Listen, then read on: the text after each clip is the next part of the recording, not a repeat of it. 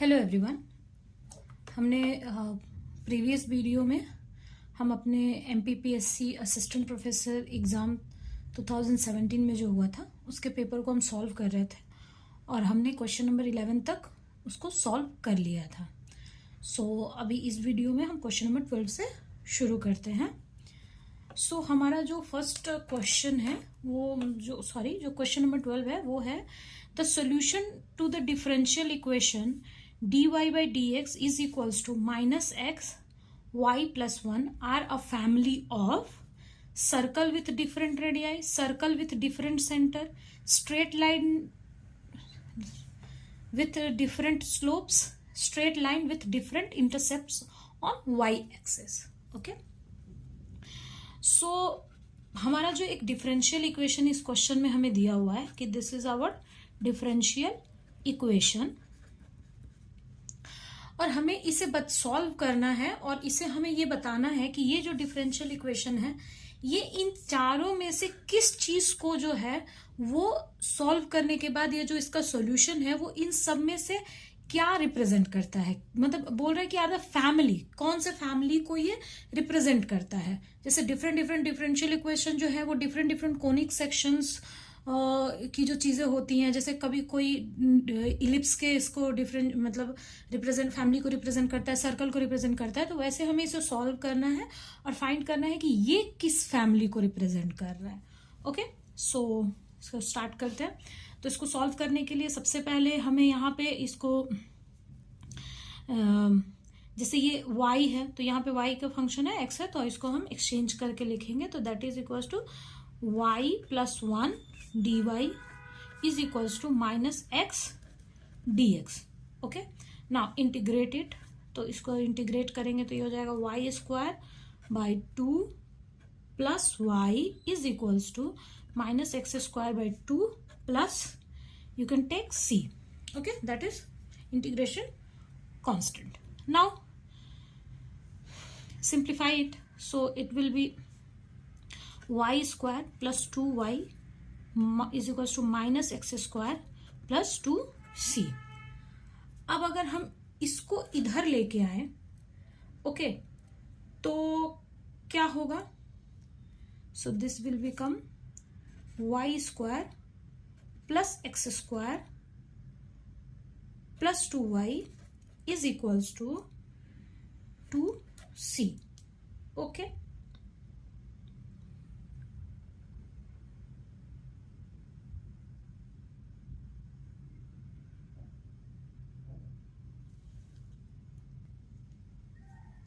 so y square plus x square plus 2y 2c.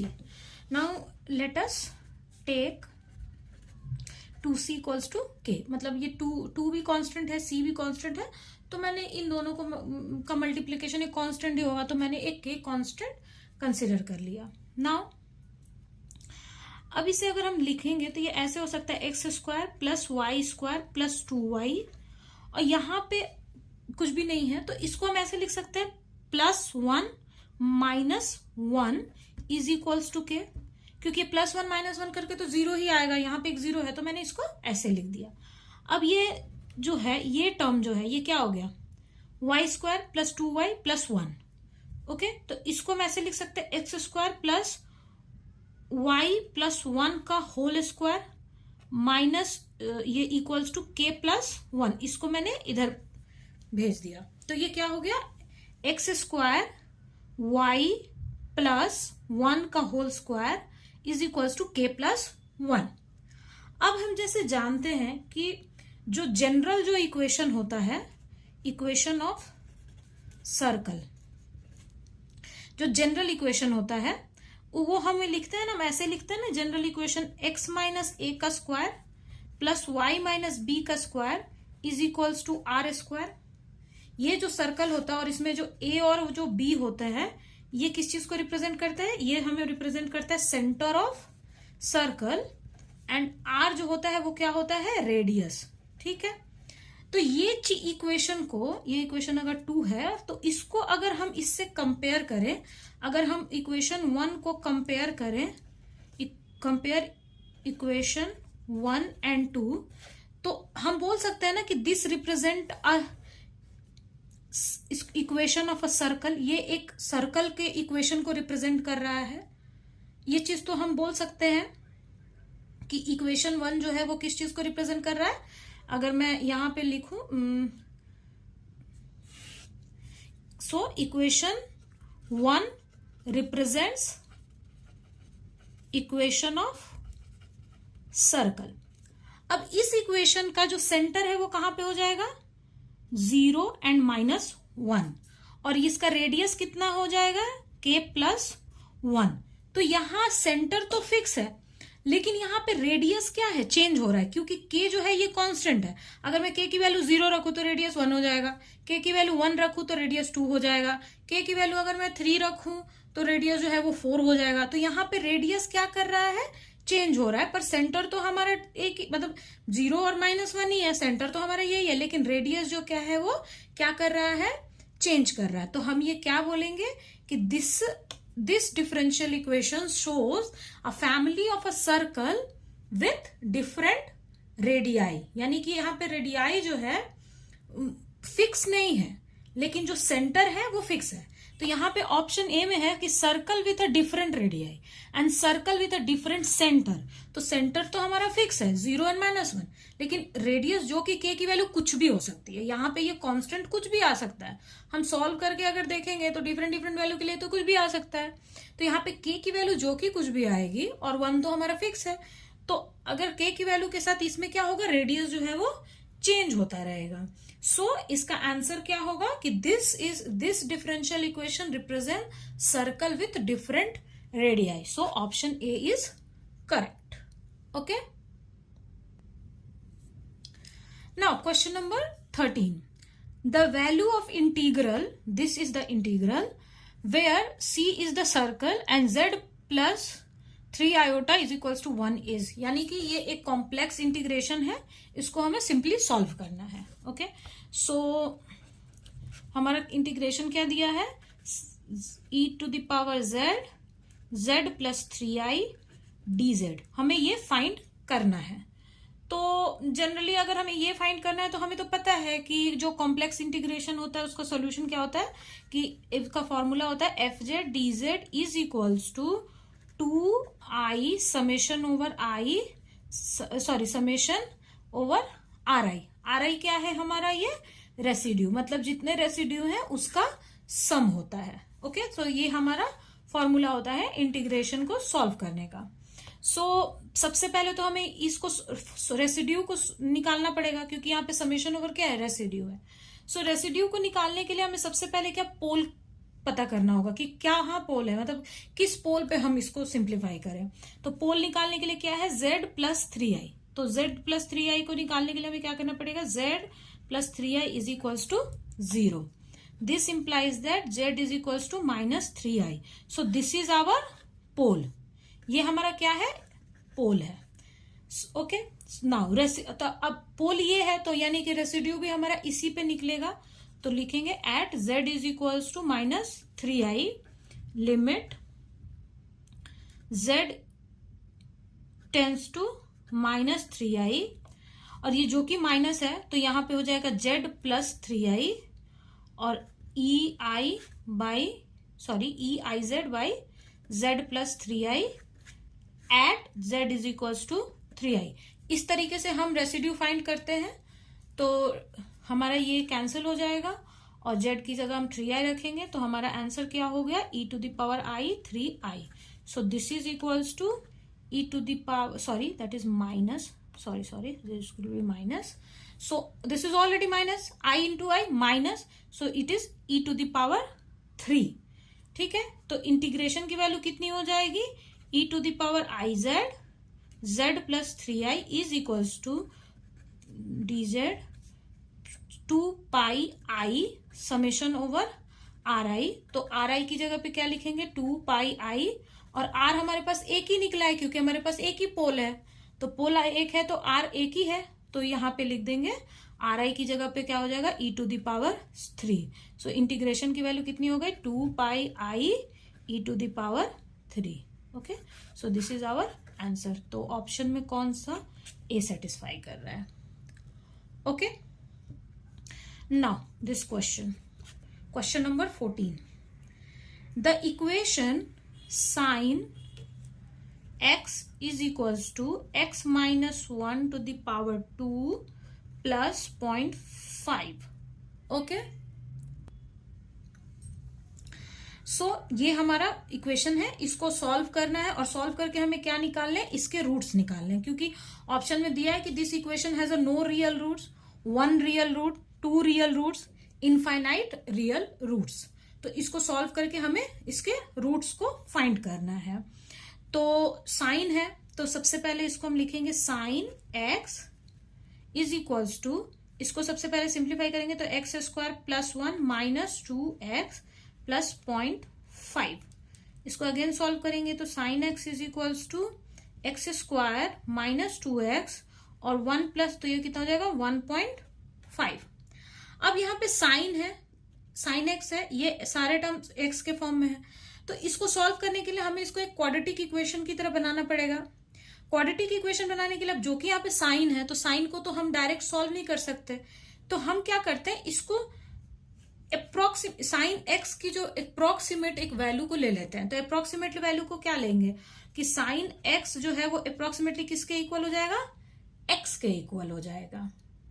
ठीक है, तो साइन एक्स जो है वो किसके इक्विवेलेंट है, एक्स के इक्विवेलेंट है। तो हम यहाँ पे साइन एक्स की जगह पे क्या करेंगे, यहाँ पे एक्स कर देंगे, तो ये हमारा हो जाएगा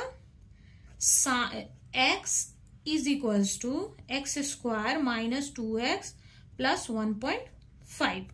अब इसको थोड़ा सिंप्लीफाई करें तो ये हो जाएगा एक्स स्क्वायर एंड ये इस साइड जाएगा तो ये minus 3x plus 1.5 that is equals to 0।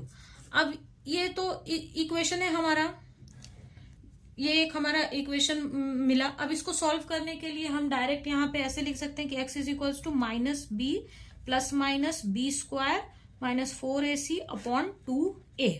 b क्या है, -3 that is equals to b है, और ये हमारा c है, और इसका जो x स्क्वायर का कोफिशिएंट क्या है वो हमारा a है।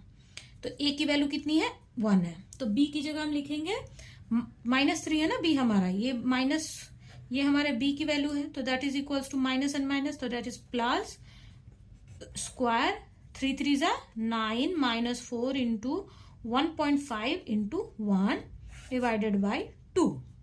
इसको जब हम सॉल्व करेंगे तो ये हो जाएगा 3 square minus 6 2।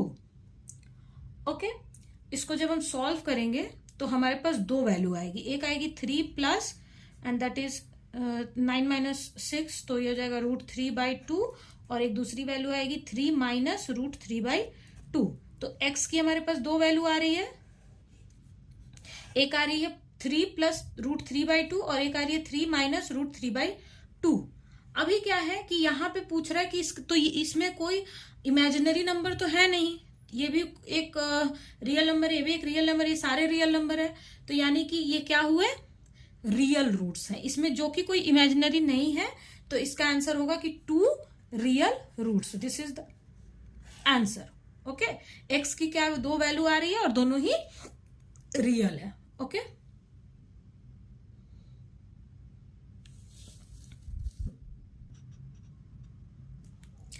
Now next question है हमारा कि if a group is defined as a into B is equals to a plus B minus 1 then inverse of the group, इस ग्रुप का हमें इनवर्स कैलकुलेट करना है। ओके, तो ऐसे जो इक्वेशंस होते हैं ना, इसको सॉल्व करने के लिए सबसे पहले हम लोग एक आइडेंटिटी एलिमेंट को गेस करते हैं, फिर वहां से हम इसको सॉल्व करके निकालते हैं। ठीक है, जब भी अगर कभी भी अगर हमें ग्रुप का इनवर्स फाइंड करना हो तो वहां पे हमें आइडेंटिटी एलिमेंट के थ्रू ही हमें इसको सॉल्व करना रहता है। ठीक है, सो हमारा जो क्वेश्चन है कि a into B is equals to a plus B minus 1।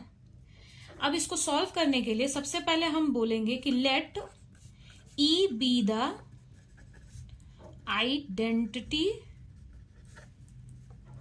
Element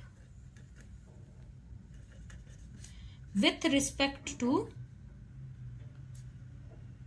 multiplication. हमने यहाँ पे मल्टीप्लीकेशन क्यों लिया है? क्योंकि हमारा a इंटू बी है, ठीक है। तो a इंटू बी है, तो इसीलिए हमें एक आइडेंटिटी एलिमेंट हमने e ले लिया, या फिर आप इसको i ले लो, वॉट जो भी लो, ठीक है। ये जो है इसका multiplication identity element. Identity element का मतलब क्या होता है कि अगर मैं बोलूंगी कि i जो है वो आइडेंटिटी एलिमेंट है मल्टीप्लीकेशन का, इसका मतलब है कि मैं a में अगर i मल्टीप्लाई करूं तो मेरा आंसर a ही आए, मैं b में i मल्टीप्लाई करूं तो मेरा आंसर b ही आए। मतलब इसको इसके साथ मल्टीप्लीकेशन करने से हमारा पहले वाले नंबर की आइडेंटिटी में कोई फर्क नहीं पड़ रहा है। जैसे जनरली हम 1 को अगर हम ऐसे सोचे कि आइडेंटिटी एलिमेंट क्या होता है, तो हम मल्टीप्लीकेशन का आइडेंटिटी एलिमेंट क्या होता है, तो हम 1 को ले सकते हैं, क्योंकि 1 में अगर हम किसी भी नंबर को मल्टीप्लाई करें तो वही नंबर आता है। तो इसका मतलब है कि उसकी आइडेंटिटी जो है वो लॉस नहीं हो रही है। तो हम 1 को क्या बोलते हैं? This is multiplicative identity. अभी जैसे 0 है, तो 0 को हम क्या बोल सकते हैं कि 0 जो है वो एडिटिव आइडेंटिटी है। एडिटिव क्यों? क्योंकि अगर हम a प्लस 0 करें तो a ही आएगा, 100 प्लस 0 करें तो 100 ही आएगा। यानी कि इसके साथ किसी भी चीज को सम कर रहे हैं तो फिर वो चीज क्या हो रहा है? रिपीट, मतलब वो चीज सेम ही आ रही है, वो अपनी आइडेंटिटी को क्या कर रहा है? लूज नहीं कर रहा है। तो यहाँ पे मैंने ई को क्या बोला है कि वो एक मल्टीप्लिकेटिव आइडेंटिटी है। तो मल्टीप्लिकेटिव आइडेंटिटी है तो मैं a इंटू ई लिखूं या फिर मैं e इंटू ए लिखूं, इक्वल है। मैं अगर 1 इंटू 2 लिखूं या फिर मैं 2 इंटू 1 लिखूं, बात तो मेरी बराबर ही रहेगी, इसमें कोई चेंज तो होगा नहीं। तो वैसे a इंटू ई लिखूं या मैं e इंटू ए लिखूं, इन दोनों के इक्वल तो a ही आना है। मैं 1 इंटू 2 लिखूं या मैं 2 इंटू 1 लिखूं, दोनों का तो इक्वल्स 2 ही आना है। तो सेम चीज है, ओके।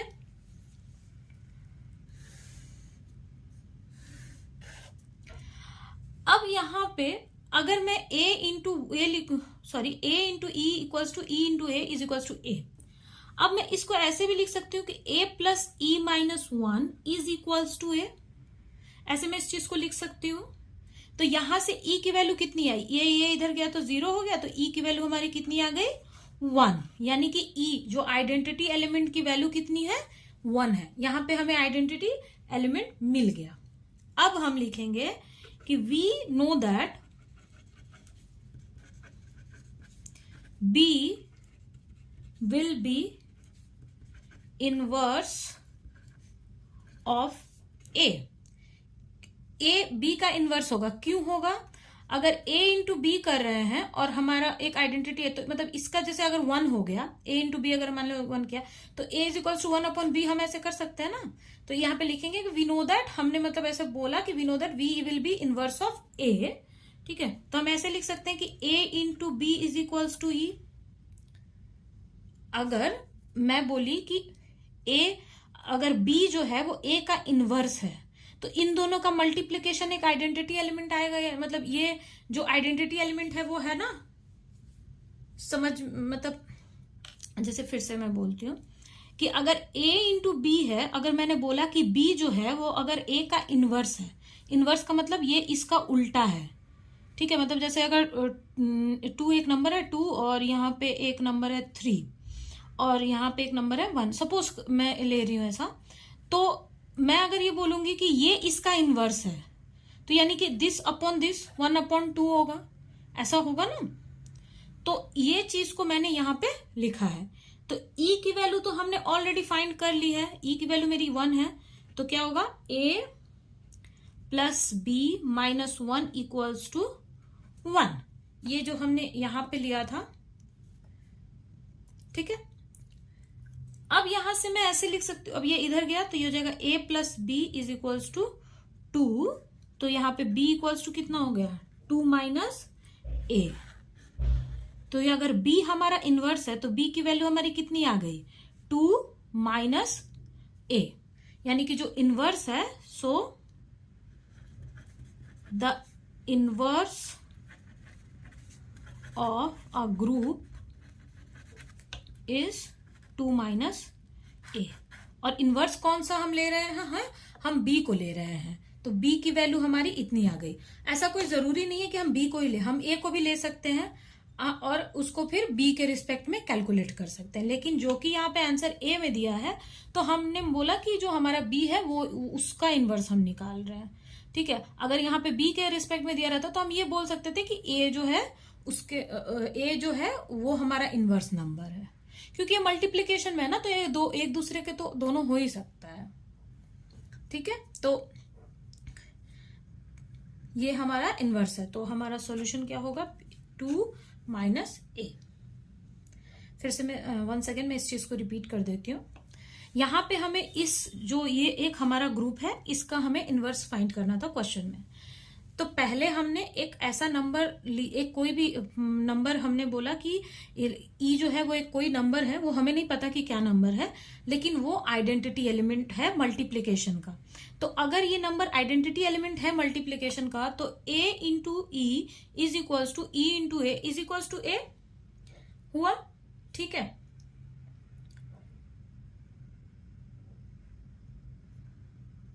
अगर अब a plus E minus 1 is equals to A, क्यों ये हमने लिया है, क्योंकि ये हमारा फर्स्ट वेरिएबल है और ये हमारा सेकंड वेरिएबल है और इसका जो है वो 1 मतलब a ही होगा, मतलब a इसके इक्वल लिया है मैंने। तो e की वैल्यू कितनी आ गई 1 आ गई, यानी हमारा आइडेंटिटी एलिमेंट आ गया। अब हमने बोला कि we know that b will be inverse of a। ठीक है, हमने ये बोला कि b जो है वो a का इनवर्स होगा, तो अगर इनवर्स होगा तो क्या इन दोनों का मल्टीप्लीकेशन एक आइडेंटिटी एलिमेंट आएगा। और मैंने ये पहले ही हमने बोला है कि a plus B minus 1 is equals to 1। Okay, so a plus B equals to 2, so b is equals to 2 minus a। Clear?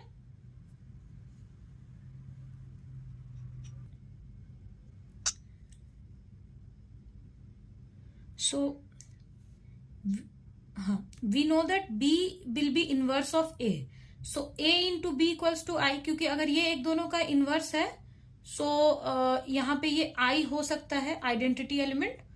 ठीक है, क्योंकि इन दोनों अगर ये इसका ये एक दूसरे का इनवर्स है, जैसे सपोज यहाँ पे 1 अपॉन ए, अगर ये 1 अपॉन ए है और ये हमारा a है, तो इन दोनों का अगर ये इसका इनवर्स है, जैसे b को मैंने बोला कि b इनवर्स है, तो b क्या हो सकता है, अगर a का इनवर्स है तो इसका मतलब है कि b is equals to 1 upon A, तो a into 1 upon A is equals to 1 होता है। क्लियर? ठीक है, तो e की वैल्यू हमने यहाँ पे 1 निकाली है हमारे आइडेंटिटी एलिमेंट, तो यानी कि ये दोनों एक, अगर मैं ऐसे लिखूं तो ये तो आइडेंटिटी एलिमेंट आ रहा है ना इन दोनों का, अगर मैं मल्टीप्लाई, तो मैंने बोला कि जो b है वो a का क्या है इनवर्स है, तो इन दोनों का मल्टीप्लीकेशन एक आइडेंटिटी एलिमेंट आएगा। और RHS जो है हमारा, ये जो LHS है ये RHS है, तो RHS में a प्लस बी माइनस 1 है, तो यहाँ पे a प्लस बी माइनस 1, और LHS में अगर मैं यहां से देखूं, अगर इक्वेशन अगर मैं पूरा लिखूं तो a into B is equals to a plus B minus 1। तो अगर मैं इसको e बोल रही हूं और e की वैल्यू जो कि मैंने ऑलरेडी 1 कैलकुलेट कर ली है, तो इसको e is equals to a plus B minus 1 हुआ। e की वैल्यू ऑलरेडी 1 है तो is equals to a plus B minus 1। अब इसको यहां से सॉल्व करेंगे तो यहां से हमें a plus B equals to 2 मिलेगा और b is equals to 2 minus a। Now this is clear to everyone? हाँ, अब मे भी थोड़ा और इजी हो करके मैंने बोल दिया है कि ये मैंने ऐसा क्यों लिया। तो अगर आई होप कि आप लोगों को अब ये चीज समझ में आ गई होगी। अगर आपके पास प्रॉब्लम अगर आपको हो रही है फिर भी ये चीज समझ में नहीं आ रही है तो आप मुझे कमेंट में बता सकते हैं, मैं इस चीज को फिर से रिपीट करके एक बार आपको दूसरे किसी वीडियो में या कभी समझा दूंगी। वैसे मैंने ये बहुत इजीली बता दिया है कि मैंने इसको ऐसा जो यहाँ पे ये जो स्टेप है ये मैंने क्यों ऐसे लिया। अगर सिंपली इसे समझ में नहीं आ रहा है कि हम क्यों ऐसा ले रहे हैं तो आप LHS और RHS में कुछ मत करो, आप सिंपल, मैंने ये यहाँ पे हमने आइडेंटिटी एलिमेंट कैलकुलेट कर लिया और सिंपल सी है। अगर मैं ये बोलती हूँ कि जो 2 है वो सॉरी मान लीजिए कि आपके पास एक नंबर है, सपोज आपके पास एक नंबर है x और एक है नंबर y। अगर मैं बोलती हूँ कि हमें नहीं पता कि x और y जो है वो कौन सा नंबर है, तो अगर मैं बोलूं कि y जो है वो इनवर्स है x का, इनवर्स का मतलब उल्टा, तो यानी कि 1 तो y जो है वो किसका इनवर्स है, x का, तो y is equal to 1/x में बोल ही सकती हूँ, क्योंकि इनवर्स है तो इसका मतलब उल्टा। ठीक है, तो इन दोनों को अगर मैं मल्टीप्लाई करूं, ठीक है, y की जगह मैं 1/x ले लूं और यहाँ पे x, तो इन दोनों का मल्टीप्लाई 1 ही आएगा ना, या इसका एक आइडेंटिटी एलिमेंट आप इसको बोल सकते हो कि आइडेंटिटी एलिमेंट आएगा। तो सिंपली मैंने a into B equals to क्या किया है, आइडेंटिटी एलिमेंट को रख दिया है, और ये है हमारा RHS। तो RHS की जगह a plus B minus 1 is equals to E, यहां पे मैंने किया है ना ई की वैल्यू है 1, a प्लस बी माइनस 1, तो a plus B minus 1 is equals to 1।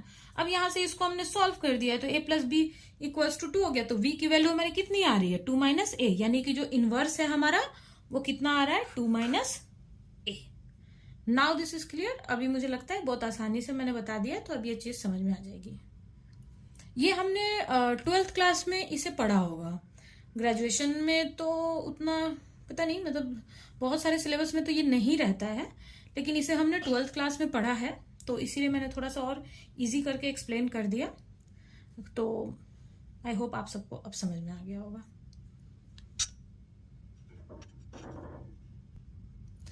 Now हमारा नेक्स्ट क्वेश्चन है कि an object of a mass m is thrown vertically upward with velocity u0 from the earth's surface. The equation of motion is this. At a time t can be obtained from Lagrangian. Okay? तो यहां पे हमें equation of motion दिया हुआ है और option में हमें बहुत सारा लैग्रेंजियन दिया हुआ है, और हमें ये पता करना है कि कौन से लैग्रेंजियन को हम सॉल्व करेंगे तो हमारा ये इक्वेशन ऑफ मोशन आएगा। तो ऐसे प्रॉब्लम जब बोल रहा है तो डेफिनेटली यहां पे हमें क्या बोल रहा है कि ये जितने A B C D ये चारों जो लैग्रेंजियन हमें दिए हुए हैं उसको सॉल्व करके कौन से इक्वेशन लैग्रेंजियन को हम सॉल्व करेंगे कि हमारा ये इक्वेशन ऑफ मोशन आएगा।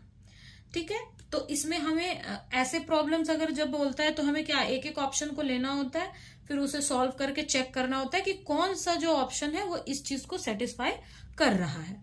तो ये क्वेश्चन में भी हम यही चीज करेंगे, एक एक लैग्रेंजियन को लेंगे और उसे सॉल्व करेंगे और सॉल्व करके चेक करेंगे कि कौन सा इक्वेशन जो है वो इस इक्वेशन ऑफ मोशन को सेटिस्फाई कर रहा है, कौन सा लैग्रेंजियन इस इक्वेशन ऑफ मोशन को सेटिस्फाई कर रहा है। ओके, सो फर्स्ट हमारा है, फर्स्ट जो इक्वेशन है वो है L is equals to, okay, L equals to half dz by dt square minus gz। Okay, so जो लैग्रेंजियन जो इक्वेशन ऑफ मोशन हम निकालते हैं, जिससे लैग्रेंजियन से अगर हम इक्वेशन ऑफ मोशन निकालते हैं तो उसका जो फॉर्मूला होता है, इक्वेशन ऑफ मोशन निकालने का जो फॉर्मूला होता है वो होता है del T del L by del Z dot minus del L by del Z. Okay, this is equals to 0। So this ये हमारा इक्वेशन ऑफ मोशन निकालने का फॉर्मूला है। सो हम एक एक लैग्रेंजियन लेंगे, इसमें पुट करेंगे और हम सॉल्व करके देखेंगे कि कौन से लैग्रेंजियन से हमारा कौन सा इक्वेशन ऑफ मोशन आना चाहिए। जो हमारा इक्वेशन ऑफ मोशन दिया है that is z is equals to z u0 t minus half g t स्क्वायर। So this is our equation of motion.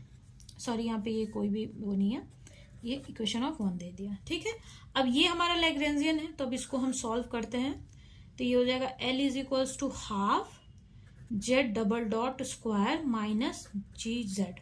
Now इसमें हम पुट करेंगे तो del del T of del L by D Z, तो यहाँ पे Z dot है ना, तो ये ये डबल डॉट नहीं है, ये स्क्वायर है, सॉरी ये ऐसा कुछ है।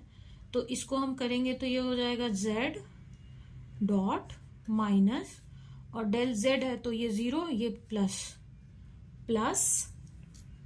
जी, that is equals to Z double Z dot plus G is equals to 0। So equation 1 से हमारा ये इक्वेशन निकल के आ रहा है, ये इस इक्वेशन को तो सेटिस्फाई नहीं कर रहा है, तो ये हमारा ऑप्शन नहीं होगा। बी को चेक करते हैं, तो बी में है हमारा L equals to half m dz by dt square minus mg half. अब ये तो इक्वेशन देख के ही लग रहा है कि ये इसको सेटिस्फाई नहीं करेगा। क्यों? क्योंकि यहाँ पे u0 है, यहाँ पे t स्क्वायर है और वॉट एवर, यहाँ पे तो m में दिया हुआ है, तो ये भी इसको सेटिस्फाई, आप सॉल्व करके देख लेना, ये भी इसको सेटिस्फाई नहीं करेगा। ठीक है, तो ऐसे अगर हम सारे ही ऑप्शंस को चेक करें तो जो भी हमारे गिवन ऑप्शन है यहाँ पे आप देख पाओगे कि ये कोई भी ऑप्शन इस इक्वेशन ऑफ मोशन को सेटिस्फाई नहीं कर रहा है। सॉल्व हमें इसी तरीके से करना है। अब जैसे मैंने यहाँ पे एल के लिए ये लिया था, तो वहां पे एल के लिए आप ये ले लेना, फिर ऑप्शन सी ले लेना, फिर ऑप्शन डी ले लेना। फिर जब आप चेक करोगे तो आप देखोगे कि कोई भी इक्वेशन जो है वो इसको सेटिस्फाई नहीं कर रहा है। तो ये क्वेश्चन जो है, एक्चुअली ये क्वेश्चन डिलीटेड क्वेश्चन है।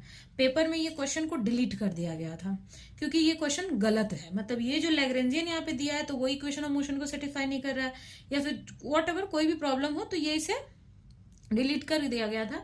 लेकिन मैंने इसे सॉल्व करके दिखा दिया है कि अगर इस टाइप का कोई भी क्वेश्चन पूछता है तो उसे हमें कैसे सॉल्व करना है।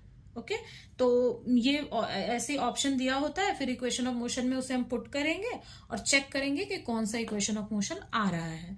ठीक है, वैसे ये क्वेश्चन जो है ये डिलीटेड क्वेश्चन है, लेकिन इस टाइप का क्वेश्चन आ सकता है एग्जाम में, फ्यूचर में किसी भी नेट में, सेट में या गेट, जो भी एग्जाम्स होते हैं कॉम्पिटिटिव एग्जाम, तो वहां पे ऐसे क्वेश्चंस आ सकते हैं कि लैग्रेंजियन दिया हो, इक्वेशन ऑफ मोशन दिया हो और आपसे बोले कि कौन सा लैग्रेंजियन इस इक्वेशन ऑफ मोशन को सेटिस्फाई कर रहा है। तो this is the way how we solve it. और बस ये तरीका हमें पता होना चाहिए, क्वेश्चन का अप्रोच पता होना सबसे इंपॉर्टेंट है। ओके, नाउ ये क्वेश्चन में पूछ रहा है कि this method is used for solving. तो ये थ्योरेटिकल क्वेश्चन है, तो ये तो आप पता है कि this method is used to solve first order differential equation. ये तो सिंपली थ्योरी क्वेश्चन है।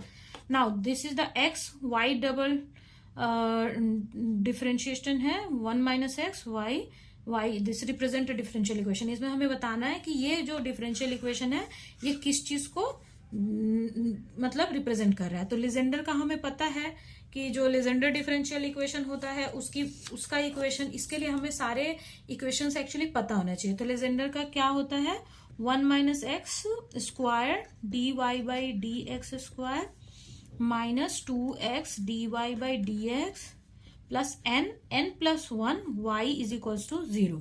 तो ये लीजेंडर होता है। बेसल्स का होता है X square D Y by D X square plus X D Y by D X plus X square minus N square Y is equals to 0। Hermite का होता है D Y by D X square minus 2x D Y by D X plus 2ny is equals to 0। तो definitely this equation represent this one. Okay, so ये हमें याद होना चाहिए।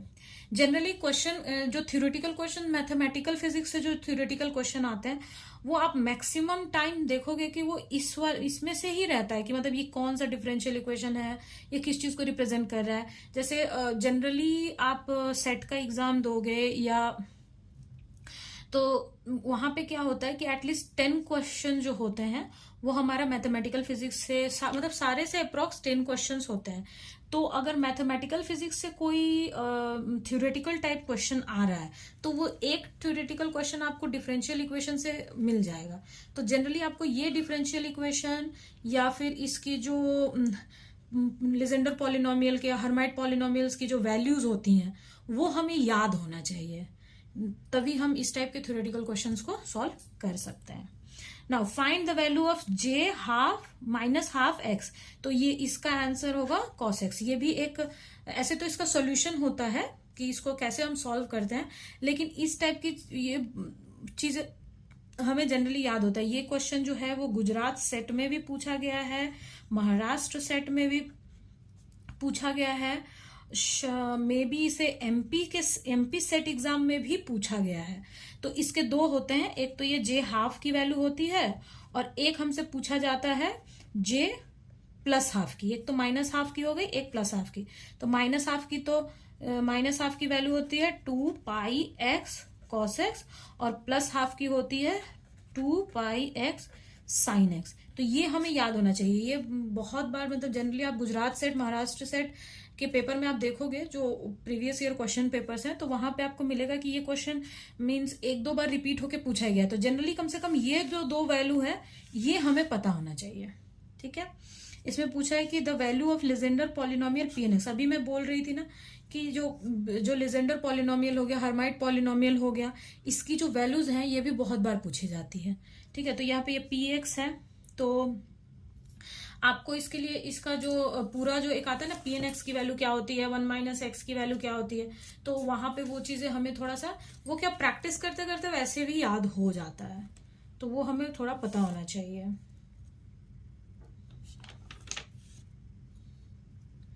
ठीक है, तो इसका होता है P X minus N is equals to -1 to the power N P N X. ठीक है, तो ये इसकी वैल्यू होती है। So option B is correct.